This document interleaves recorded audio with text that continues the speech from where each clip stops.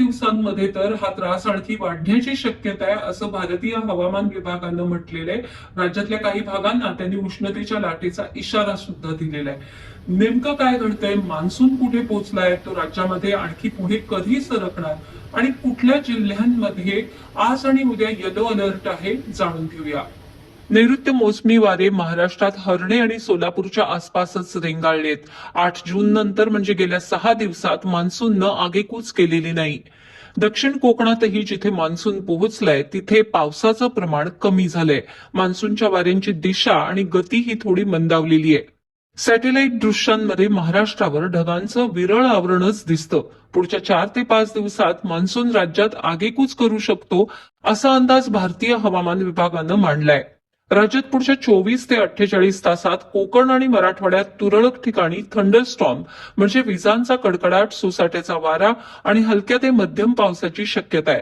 Bharat forecasting मॉडेलच्या अंदाजानुसार साधारण 18 जूनला राज्यात काही ठिकाणी पाऊस पुन्हा सक्रिय होऊ शकतो. पावसाचं प्रमाण कमी असल्यानं यंदा जूनमध्ये उष्णतेची तीव्रता जास्तच जाणवते. पुढचे 3 दिवस राज्यात तुरळक ठिकाणी उष्णतेची लाट कायम राहू शकते.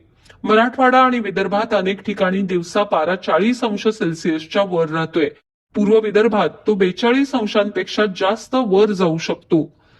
पण रात्रीचं किमान तापमानही कमी झालेलं नाही. रात्री विशेषतः विदर्भात, नागपूर आणि चंद्रपूर परिसरात पारा 30 अंशांच्या खाली येतच नाहीये. कोकणातही रात्रीचं तापमान 28 अंशांवर राहताना दिसतंय. 14 जून रोजी कोकणात पालघर, ठाणे, मुंबई, रायगड, रत्नागिरी या जिल्ह्यांमध्ये उष्ण रात्रीसाठी येलो अलर्ट आहे. साताऱ्याचा पठारी भाग, सांगली, सोलापूर, नाशिक, संभाजीनगर, जालना, वाशिम आणि यवतमाळ इथेही तुरळक ठिकाणी उष्णतेसाठी येलो अलर्ट आहे. 15 जून रोजीही पालघर, ठाणे, मुंबई, रायगड, रत्नागिरी या जिल्ह्यांमध्ये उष्ण आणि दमट हवामान तसंच उष्ण रात्रीसाठी येलो अलर्ट दिला आहे. साताऱ्याचा घाट प्रदेश, कोल्हापूर, जळगाव, संभाजीनगर, जालना, अमरावती, वर्धा आणि यवतमाळ इथेही तुरळक ठिकाणी उष्णतेच्या लाटेसाठी येलो अलर्ट आहे. 15 जूनला नागपूर, भंडारा, गोंदिया, चंद्रपूर, गडचिरोली आणि सोलापूरमध्ये थंडरस्टॉर्मसाठी येलो अलर्ट आहे.